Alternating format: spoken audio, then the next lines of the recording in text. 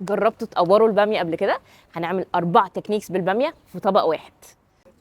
اساس طبق الباميه عندنا هو الصوص. لما بنسوي بقى الطماطم لمده طويله جدا مع الموز الكندوز اللي بالعظم، الصوص بيقصر ويتقل وطعمه يبقى اعمق، وفي نفس الوقت اللحمه بتستوي لغايه ما تنهار من العظم.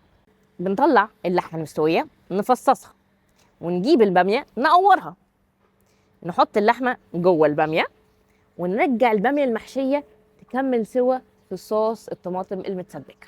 خلاص الباميه استوت، هنرفعها من الصوص، نعمل بيها ترين مكبوس، بعدين نقطعها سلايسز. لو رحنا جنوبا عند النوبه، عندهم عيش جميل جدا اسمه الكابد، بيبقى عامل كده زي القطايف مليان خروم، فبنسقسقه بصوص بقى اللي خلاص خد من طعم كل حاجه في العالم، اوكي، لغايه ما يملى كل الفراغات دي ويبظبظ كده. وبعدين بقيه الصوص بقى بنفرده على سيليكون شيت ونسيبه ينشف. هو بقى مربوط بالباميه، فبيبقى عامل زي الليذر كده، اوكي، وناخد منه دوريات دوريات.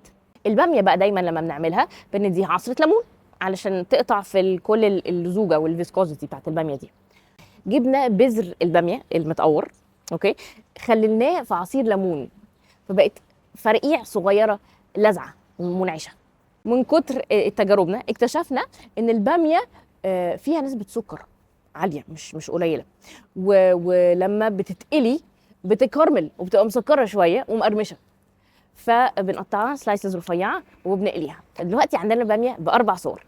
تحت خالص في شريحه العيش المتشبعه بصوص الطماطم المربوط بالباميه المجففه، فوقيها عندنا شريحه الليذر المعموله بالصوص المجفف المركز المتشبع بالامامي، فوقيه عندنا سلايس ترين الباميه المحشيه باللحمه، وفوقيه عندنا سلايس الباميه المقرمشه المحمره، وفوقيها عندنا بذر الباميه المخلل.